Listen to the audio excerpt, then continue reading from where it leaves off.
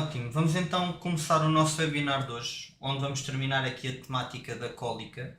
Já tivemos uma parte 1, uma parte 2 e hoje vamos terminar aqui com a parte 3. Ora, na parte 1 nós vimos o que é cólica, tipos de cólica e como é que identificamos a cólica.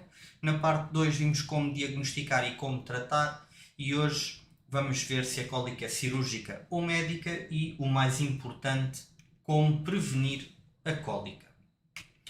Ora então, aqui a decisão de ser cirúrgica ou médica vem um bocadinho pelos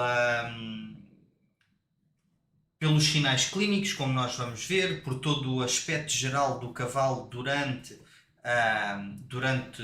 a abordagem inicial de diagnóstico, e é importante perceberem isto, que uma das maiores razões do insucesso da resolução cirúrgica de uma cólica é a referência tardia. O que é que isto quer dizer? Quer dizer que maioritariamente, quando se referencia um cavalo para cirurgia de cólica, já é tarde demais. Portanto, é importante perceber que a cólica é cirúrgica o mais cedo possível, para quando for para referenciar, se conseguir referenciar também o mais cedo possível e assim aumentar a taxa de sucesso. Portanto, temos que perceber aqui quando é que referenciamos. E quando é que nós referenciamos? Ou seja, principalmente quando o animal necessita de cuidados intensivos. Ou seja, um animal que dificilmente se levanta, um animal que está severamente desidratado, mesmo após as hidratações com a fluidoterapia, ou um animal que está muito prostrado. Portanto, logo por aqui temos alguns critérios para enviar este cavalo para cirurgia. Depois também, quando temos dor incontornável ou grave, ou seja, dor que não é responsiva aos analgésicos, quando a medicação, por muita medicação que se dê, o animal está sempre com dor, está bem? Ou então um animal que tem uma dor progressiva, uma dor que mesmo medicada é uma dor que vai aumentando de tamanho. E logo aqui nós também vamos ter outro critério. Depois, quando começa a haver agressividade, a agressividade é uma das respostas à dor. Portanto, se temos um cavalo que de repente está num episódio de cólica e de repente começou a ficar agressivo, aí temos uma indicação também que temos uma dor incontrolável e, como tal, será aqui um indicador para seguir para a cirurgia. Depois também tentativas sucessivas de decúbito, ou seja, tentar se deitar repetidamente. É aqui também outra das situações que nos demonstram que esta dor está muito elevada, então temos aqui uma indicação para cirurgia. Também quando temos refluxo gástrico muito abundante, ou seja, refluxo gástrico superior a 6 litros, tem indicação para cirurgia.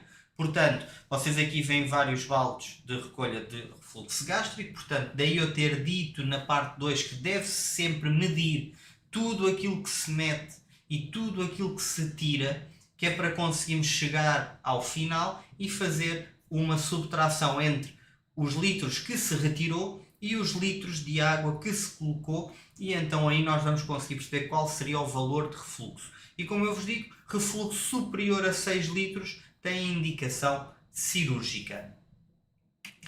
Depois, e aqui a palpação, nós temos ânsias de intestino delgado dilatadas, ou seja, se há palpação retal, se sentir intestino delgado aumentado, quererá dizer, em princípio, que temos um volvo algures que está a limitar a passagem de conteúdo no intestino delgado, e então temos que resolver cirurgicamente. Portanto, logo por aqui nós temos uma ideia de que será uma indicação cirúrgica. Depois também a alteração topográfica das ânsias intestinais, aquelas que não são resolvíveis medicamente. Eu já vos refresco a memória de quais não são ou de qual não é.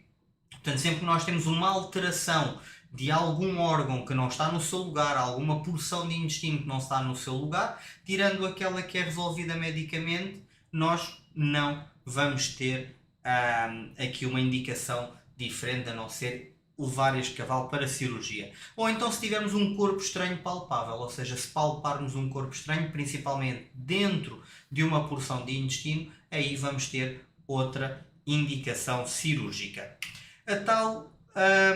O tal deslocamento ou alteração topográfica das vísceras que nós podemos resolver medicamente é aqui este deslocamento nefroesplénico, que eu vos expliquei na parte 2 que poderíamos resolver medicamente, não necessitávamos de cirurgicamente intervencionar este cavalo. Depois, outro critério para enviar o cavalo para cirurgia é a ausência de sons intestinais, ou seja, os borborigmos intestinais ausentes nos 4 quadrantes, quer dizer que nós temos íleos paralíticos, que é o nome que se dá a não haver atividade intestinal, e como tal temos aqui uma indicação para cirurgia também.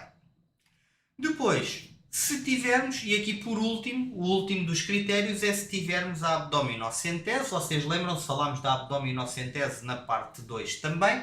Se tivermos a abdominocentese com alterações, ou seja, se tivermos um aumento da proteína neste líquido, ou então se tivermos eritrócitos ou neutrófilos, ou seja, células brancas ou células vermelhas, neste caso ao contrário, eritrócitos, células vermelhas, e neutrófilos, células brancas, degenerados. Ou seja, se nós tivermos células sanguíneas já destruídas também neste líquido abdominocentese, nós vamos ter aqui outro critério para cirurgia. Nós não podemos ter critérios para cirurgia e não ter contraindicações para cirurgia. Há situações onde a cirurgia está contraindicada. E está contraindicada porque nós poderemos vir a ter aqui uma complicação durante a cirurgia. Portanto, muitas das vezes tem que se tentar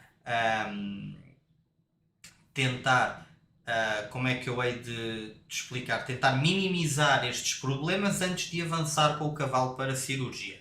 Ora então, a primeira é dor ausente ou depressão. Se tivermos um animal que já está deprimido, já passou pelo estádio de prostração e já está deprimido, é um animal que já está a ficar com a sua condição física muito debilitada. E como tal, devemos primeiro conseguir avivar um bocadinho o animal com fármacos, com aquilo que esteja a realizar esta situação, seja por exemplo uma desnutrição. Primeiro nutrir o animal com fluidoterapia e suplementos e depois sim avançar para a cirurgia. Ou então a dor ausente. O que é a dor ausente? Quando nós temos um episódio de cólica em que temos dor e depois de um momento para o outro nós vamos ter uma ausência total de dor, isto normalmente quer dizer que houve uma ruptura intestinal ou uma ruptura gástrica. E como tal nós temos uma contraindicação para a cirurgia só porque aquele cavalo não irá sobreviver. Portanto, com uma ruptura intestinal ou gástrica, nós vamos ter aqui uma situação onde vamos ter que eutanasiar o cavalo, porque o grau de infecção já é tão grande que este cavalo não vai conseguir sobreviver ao pós-operatório. Portanto, quando temos dor ausente, temos sempre que ponderar, perceber muito bem qual é a razão da ausência de dor, e se tivermos, por exemplo, uma situação de uma impactação ou, por exemplo, de uma cólica por areia e depois de repente temos uma ausência de dor total, então aí vamos ter certamente uma ruptura intestinal.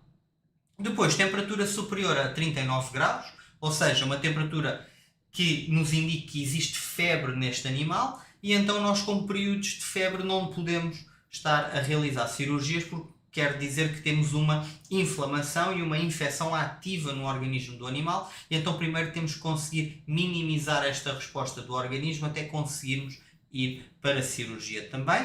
Depois, se tivermos os leucócitos sanguíneos baixos, ou seja, células brancas, células de defesa do organismo, se estiverem baixas, isto quer dizer que o cavalo não tem as suas defesas todas completas. Não tendo as suas defesas completas, nós não podemos estar a aumentar o risco de infecção. Portanto, não podemos fazer uma cirurgia neste cavalo. Temos que primeiro conseguir melhorar a condição deste cavalo para que após isso consigamos realizar a nossa cirurgia. E depois, se tivermos os burburigmos intestinais progressivos, ou seja, se tivermos sons intestinais que estão cada vez a aumentar mais o seu barulho, também temos aqui uma contraindicação à cirurgia, porque neste caso poderemos ter um volvo ou um deslocamento no pós-operatório. E então é aqui também algo que deveremos salvaguardar e não realizar. Muito bem, eu não disse, mas se tiverem alguma dúvida vão colocando pelo chat, está bem? Não vamos ter aqui nenhum ponto específico para dúvidas, mas se tiverem alguma dúvida vão colocando aqui pelo chat que eu esclarecerei desde logo. Ora então, vamos agora aqui a um ponto interessante que eu acho que é importante falarmos antes da prevenção das cólicas, que é na análise de prognóstico, ou seja, percebermos quais são as probabilidades de um animal sobreviver com um episódio de cólica. E isto é importante para nós percebermos o quão importante é a prevenção da cólica. Está bem? Portanto, vendo primeiro aqui o prognóstico, percebemos logo que um episódio de cólica é algo que já não vai conferir 100% de sobrevivência. Portanto, como vocês veem aqui, nós temos, com dor suave, nós temos uma probabilidade de 10% de morte. Está bem? Só com uma dor suave. Portanto, já é aqui algo que vai diminuir bastante a probabilidade de sucesso. Depois, se tivermos dor moderada, temos 50% de sobrevivência. E se tivermos dor grave, temos só 25% de probabilidade de sobrevivência. Portanto, como vocês veem, se tivermos dor suave, existe uma probabilidade maior de sobreviver a não sobreviver, mas se tivermos dor moderada já está 50-50, portanto tanto há probabilidade de sobreviver como não, e se tivermos dor grave, a maior probabilidade é o animal morrer em vez de sobreviver. E agora, vamos piorar aqui com alguns pontos. Ora então, dor contínua. Se a dor for contínua, não for uma dor que tem períodos com um bocadinho mais dor, tem outros períodos com menos dor, já vamos diminuir 5% a probabilidade de sucesso. Se a dor for não controlável, diminui 16 vezes a probabilidade de sucesso. Se nós tivermos distensão das ânsias intestinais palpáveis, ou seja, se na palpação retal conseguirmos sentir as ânsias intestinais e estas ânsias intestinais, estas porções de intestino estiverem aumentadas de tamanho, temos 25% maior probabilidade de morte. Se esta distensão for no intestino delgado, e vocês lembram-se que era um critério para cirurgia, sentir as ânsias intestinais do intestino delgado era critério logo para cirurgia, mas se a distensão for nas ânsias intestinais, temos 3,5 vezes mais probabilidade de morte. Se tivermos íleos paralíticos, ou seja, a ausência de sons, a ausência dos burburigmos intestinais, nós temos 12,7 vezes mais probabilidade de morte. E se tivermos um animal cianótico, eu já tenho uma imagem à frente para vos mostrar o que é um animal cianótico, temos 38,2 vezes mais probabilidade de morte. Portanto, aqui um animal cianótico é um animal que muito dificilmente conseguirá reverter. Esta é a imagem de um animal cianótico, como é visto, é uma imagem pós-mortem, mas o cianótico é quando nós temos as mucosas azuladas, ou seja, quando nós já não temos oxigênio a chegar às extremidades. E então, não tendo oxigênio a chegar às extremidades, é logo aqui um mau preceito e algo que não irá de todo ajudar à sobrevivência do animal. Daí nós termos aqui esta probabilidade de mais de 38 vezes a probabilidade de morte. Outro ponto importante é perceber que existem complicações pós-cirúrgicas. Ou seja, não é só enviar o animal antes, o mais cedo possível para a cirurgia, não é só fazer a cirurgia, temos que perceber que após a cirurgia também poderemos ter problemas que poderão advir. Ora então, sendo cirurgia, nós vamos ter dor, não é? Portanto, nós vamos ter aqui sempre dor associada a todo o procedimento feito. Depois também É normal num pós-cirúrgico de cólica haver íleos paralítico, que é facilmente resolvível medicamente, ou seja, com medicação conseguimos resolver, mas este íleos paralítico, ou seja, esta inatividade intestinal no pós-cirúrgico, acontece porque o intestino tende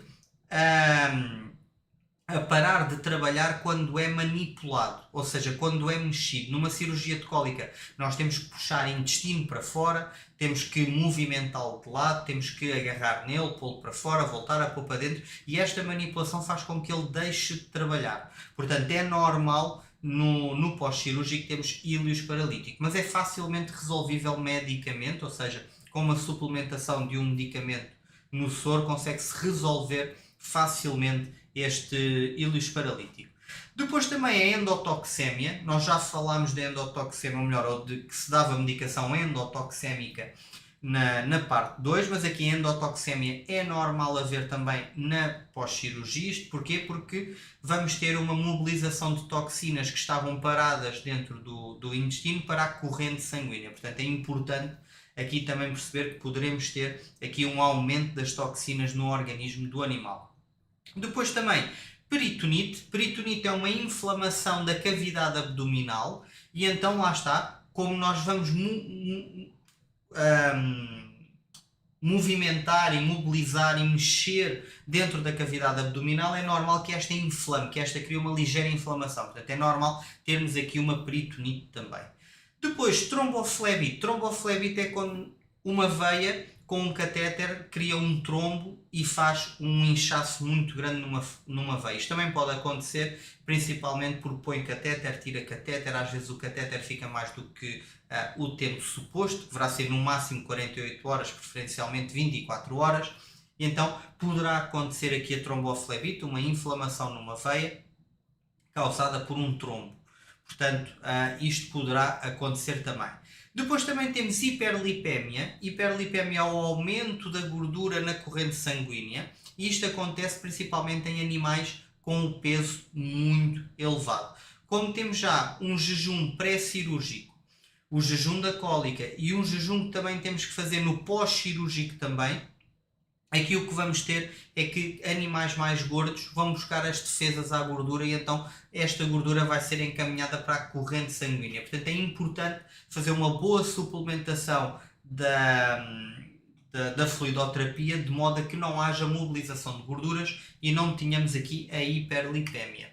Com esta hiperlipémia e também com a endotoxémia poderá vir laminite, ou seja, poderá vir aqui uma patologia das lâminas do casco que nestas situações tem muito a ver com esta endotoxémia e com esta hiperlipémia. Está bem? Portanto, é importante porque a laminite também é uma patologia que rapidamente causa a morte aos cavalos, portanto temos que ter aqui um cuidado acrescido com estas situações, como eu vos disse, da endotoxémia e da hiperlipémia, de modo a não termos aqui laminite. Depois, temos insuficiência renal, isto muito por toda a medicação que é dada antes da cirurgia, durante a cirurgia, para a própria cólica e no pós-cirúrgico também, e então poderemos ter aqui insuficiência renal por isso. Aderências, que são pequenas formações fibróticas que são formadas dentro da cavidade abdominal muito pela nossa manipulação, portanto também podemos ter aqui estas aderências. Depois podemos ter diarreias, porque o intestino começa a movimentar e a trabalhar mais regular e então poderá causar aqui diarreias. Podemos ter aborto se for uma égua gestante. Se for uma égua que está gestante, poderemos ter um aborto no pós-cirúrgico também. E depois podemos ter complicações no local onde nós abrimos a pele, ou seja, na incisão. Pode ser hérnias, ou seja, há um ponto que abre e há alguma porção de intestino ou de outro órgão qualquer que sai por ali e causa uma hérnia, ou então a própria infecção no local da sutura. Como eu vos disse, a prevenção é o melhor tratamento para que não tenhamos que passar por isto tudo, não tenhamos que passar por probabilidades de morte elevadas, por não ter que passar por cirurgias que têm as suas complicações e que vão causar sempre um desconforto ao animal. Portanto, nós devemos ter aqui a prevenção sempre com o ponto base de tudo. E a prevenção assenta aqui em 3 pontos: alimentação, maneio e trabalho. E eu vou já explicar cada uma delas. Ora então, na alimentação nós devemos dar sempre a ração, o concentrado, 3 vezes ao dia, para que não haja aqui um aumento, ou seja, muita quantidade de comida a dar ao animal. Portanto, devemos dar sempre este concentrado pelo menos 3 vezes ao dia. Depois, também não dar muito concentrado de uma vez só. Ou seja, diminuir as vezes, mesmo que um cavalo, porque a ração não é tão forte, tenha que comer uma quantidade superior a 1 kg, 1,5 kg de cada vez, passar a fazer mais uma refeição. Depois, dar concentrado de qualidade. O barato vai sempre sair caro. Está bem? Portanto, uma ração de boa qualidade indica que vai ser melhor digerida, e logo aí vamos facilitar bastante aqui a digestão do animal e reduzir bastante a ocorrência de cólicas, e também vamos dar menos quantidade, e ao dar menos quantidade estamos a aumentar a saúde do animal. Dar a forragem 30 minutos antes do concentrado também é importante. Porquê? E eu vou-vos explicar isto aqui nesta imagem. Isto é um corte transversal do estômago do cavalo, e vocês veem aqui que nós temos uma diferença entre esta zona daqui de baixo, que é o corpo, e esta zona daqui, que é o fundus. Aqui é onde vem o esófago, vem ter aqui, depois daqui sai para o jejum, aqui já para o intestino delgado, neste caso. Então, qual é que é a diferença entre uma e outra? Nós aqui temos produção de ácido clorídrico e temos proteção contra este ácido, e aqui não temos proteção contra este ácido. Ao contrário de nós e de outras espécies, que o ácido clorídrico do estômago é só produzido quando existe mastigação, ou seja, quando existe o ato de mastigar e de ingerir alimento. Nos cavalos ele é produzido sempre, constantemente, está sempre a ser produzido ácido clorídrico. Porquê é que é importante dar a forragem 30 minutos, ou seja, dar o feno 30 minutos antes do concentrado, da ração? Porque nós vamos ter sempre, em animais que estão estabulados, vamos ter sempre uma grande quantidade de ácido clorídrico dentro do estômago. Se nós dermos a ração primeiro, o que vai acontecer é que a ração vai cair dentro do estômago, e a probabilidade é o ácido com a ração subir e vir tocar aqui nesta zona do fundus, que não tem proteção contra este ácido, e então vamos ter aqui uma probabilidade maior de termos aqui úlceras gástricas, que são pequenas feridas por corrosão interna que vão sendo formadas dentro do estômago. Portanto, é importante darmos a forragem para quê? Para que a forragem entre e vá levando o ácido clorídrico para o resto do tubo digestivo com ela, e não caia de uma vez só dentro do estômago do cavalo. Também a forragem é importante que seja de qualidade, ou seja, a forragem deverá ser uma forragem fina, com algum grau de umidade e com semente. Só assim é que ela tem valor nutritivo. É a diferença entre palha e feno, é o ter semente ou não ter semente. Eu aqui pus-vos 2 exemplos de feno. Está bem? Isto aqui é um feno mais amarelo, mas vocês conseguem ver aqui uma vagem de semente. Portanto, se tem semente é feno, e temos aqui um feno verde mais bonito. Isto quer dizer o quê? Quer dizer que este não é um feno de qualidade, porque é muito seco e muito grosseiro. Este é um feno de qualidade. Está bem? Portanto, mas a palha, não tendo semente, não é feno, e a palha não é um alimento. Está bem? Porque não tem valor nutritivo nenhum. Depois, outro ponto importante em relação aqui à alimentação é a suplementação só necessária. Muitas das vezes tende-se a suplementar os cavalos para tudo e mais alguma coisa, seja um suplemento para as articulações, um suplemento para o pelo, um suplemento para a vitalidade, um suplemento para outra coisa qualquer, e muitas das vezes estamos a entrar aqui em excesso de alguns nutrientes. Então é importante conseguir perceber que a suplementação deve ser só aquela que é indicada pelo médico veterinário, mesmo sendo aquela que é que não seja medicamento, seja uma suplementação por si só, seja aquela que o cavalo necessita e não aquela que nós achamos que o cavalo necessita. Também é importante ter cuidado com as guloseimas. A maior parte dos biscoitos para animais tem imensos açúcares e então é importante ter cuidado com estas guloseimas e optar por guloseimas mais naturais, como por exemplo as cenouras, que podem ser um bom suplemento. No entanto, deverão ser sempre dadas sendo cenouras grandes e sendo dadas inteiras, está bem? Cenouras pequenas ou cortadas em pedaços mais pequenos podem fazer com que os cavalos não as mastiguem e depois causem alguns problemas de impactação ou mesmo de cólicas gástricas, porque é difícil de levá-las para o intestino e como tal podem começar a fermentar dentro do estômago. Depois temos o tal psílio que falámos no tratamento de cólicas de areia, não sei se estão recordados.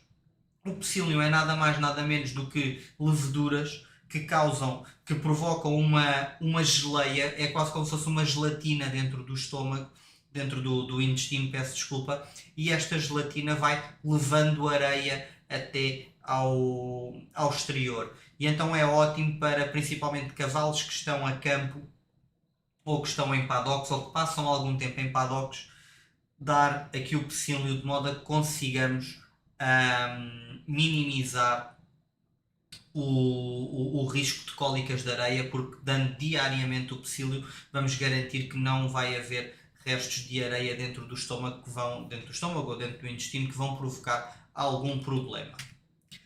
Depois, outro tipo de prevenção é as meshes. As meshes é nada mais nada menos do que comida úmida, ou seja, é uma alimentação formulada que se junta à água e é dada aos cavalos. Isto é ótimo porque vai lubrificar todo o tubo digestivo. Ou seja, toda a alimentação dos cavalos é alimentação muito seca, muito à base de ração seca, o feno que é seco, e então temos que tentar adicionar algo mais úmido à sua alimentação. E as meshes vão ajudar bastante nisto porque vão lubrificar todo o tubo digestivo dos cavalos. Portanto, é algo que ajuda bastante.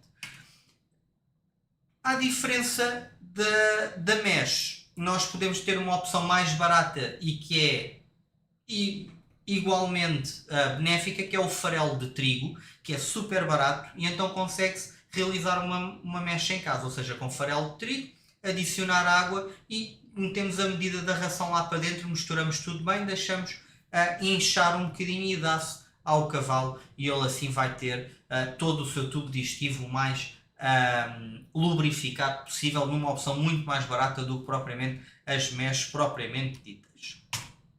Em relação ao maneio, aqui água à disposição é aqui o ponto mais importante e o primeiro.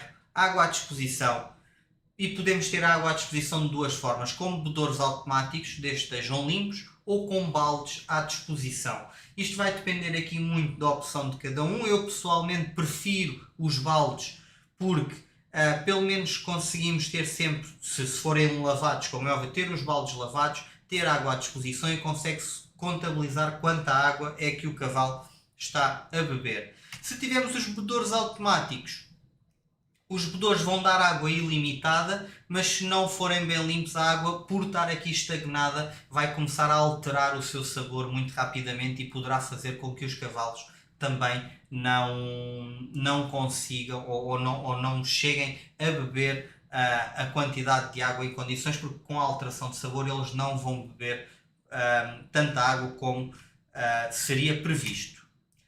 Depois, ainda no maneio, temos também aqui a parte de regularizações dentárias, ou seja, aqui muito rapidamente a mastigação dos cavalos é feita com lateralizações da mandíbula face ao maxilar e isto faz com que naturalmente os cavalos criem estas pontas de esmalte que vocês estão a ver aqui nos dentes.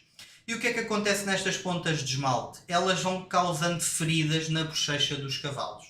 E se não forem feitas as regularizações dentárias regularmente, o que vai acontecer é que o cavalo, quando estiver a mastigar o alimento, ao fazer uma boa mastigação, vai se aleijar com estas pontas que são mesmo afiadas, que vão estar a cortar a gengiva. E então o que vai fazer é que o animal não vai mastigar em condições. E ao não mastigar em condições, o que vai acontecer é que este cavalo não vai levar o alimento tal e qual como ele deve vir para o estômago e depois, por consequência, para o intestino, e vai fazer uma digestão pior e muitas das vezes vai fazer uma fermentação muito maior dos alimentos, que vai levar também a uma cólica. Vocês aqui eu não vos expliquei, vocês têm aqui, ou seja, têm aqui as pontas e depois têm aqui já a boca regularizada, ou seja, como ela deverá estar sempre sem pontas nenhumas.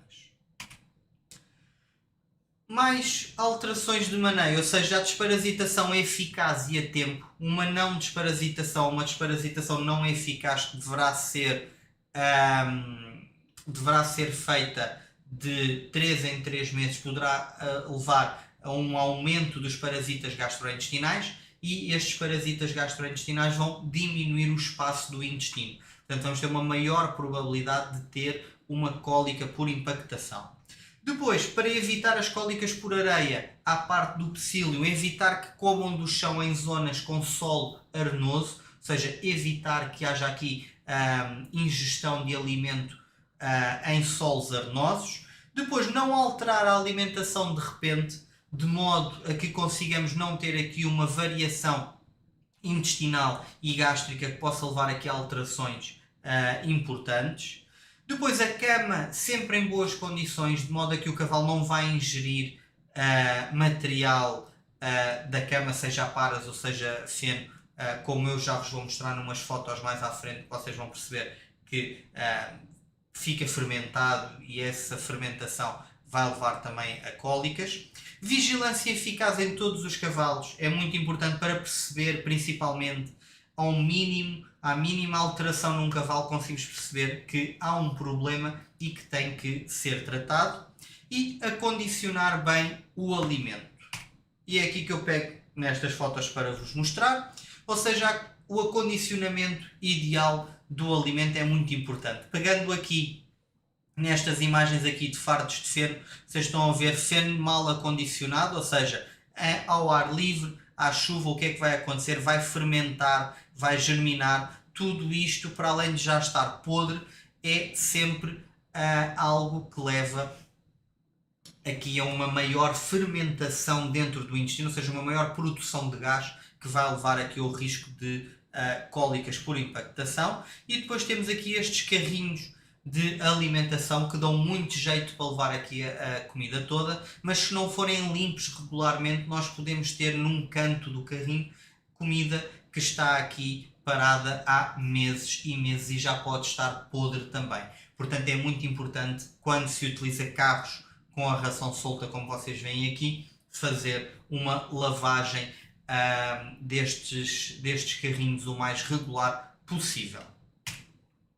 Em relação à cama, aqui como vocês veem, ou seja, não ter cama nenhuma como está aqui, leva a que o cavalo, qualquer coisa que caia no chão, vai comer, e então também vai comer fezes, vai comer outras coisas que estejam aqui que estão podres, e a não limpeza leva a que tudo isto esteja também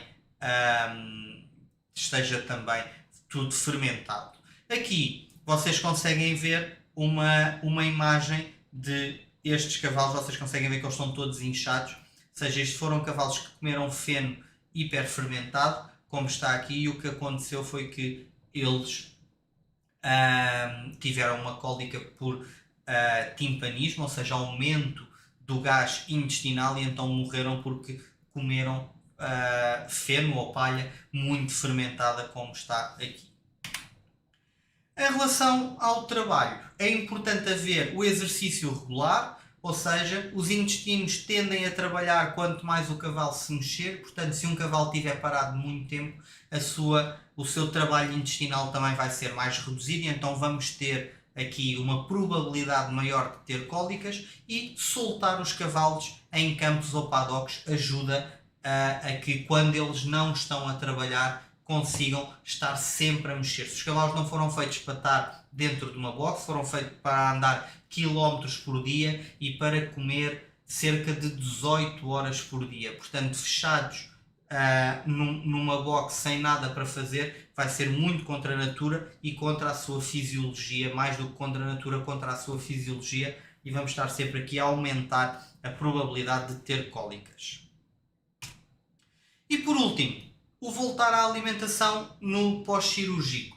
Ou seja, como eu vos disse, sempre um jejum inicial, depois passar para feno em quantidade controlada, passar pela alimentação de mesh ou farelos, ou seja, a alimentação úmida.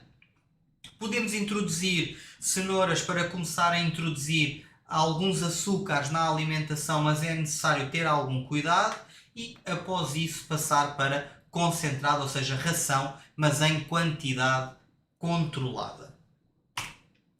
E cheguei ao fim daquilo que eu tinha para vos transmitir e ao fim também aqui da temática sobre cólicas, e gostaria neste momento de saber se têm alguma dúvida, se querem acrescentar algo, ou se por outro lado não têm dúvidas nenhumas. Também agradecia que dissessem que não têm dúvidas.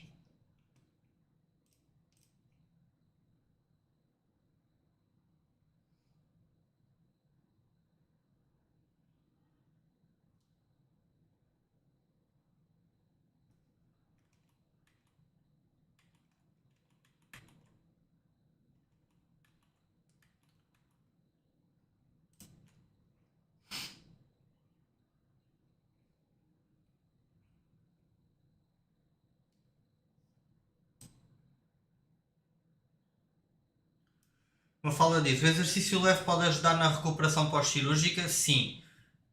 Deverá ser feito algum exercício leve, ou seja, andar a passo principalmente, a partir das 48 horas pós-cirúrgicas. Vai diminuir bastante a ocorrência de aderências e ajuda também a que a fibrose na sutura não seja tão elevada. Portanto, sim, deverá haver exercício leve, mas andar a passo a partir das 48 horas pós-cirurgia. Mais dúvidas que tenham?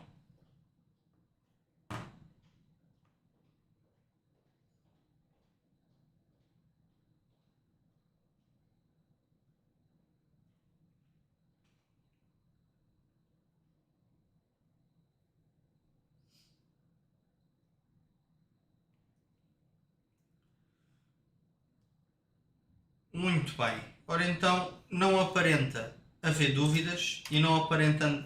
surgiu agora aqui mais uma dúvida da Cristiana, que diz: por curiosidade, há mais donos a preferir a cirurgia ou o abate do cavalo?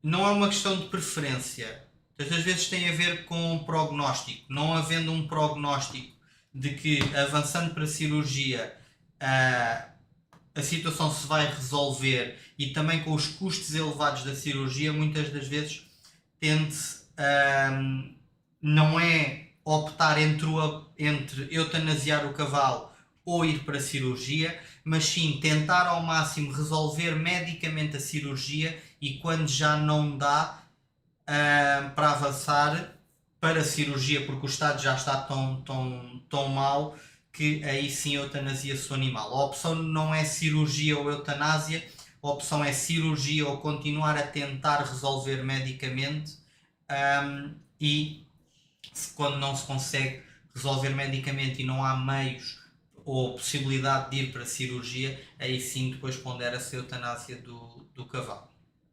Mas cada vez menos cavalos são eutanasiados por cólicas. Está bem? Cada vez se tende a ter um cuidado maior em toda esta prevenção, cada vez se tende a referenciar mais precocemente para a cirurgia, e isto também vai facilitando a que haja aqui menos episódios de mortes ou de eutanásias por cólicas. Muito bem, como eu estava a dizer, e não aparentando haver mais dúvidas, agradeço imenso terem assistido a este webinar.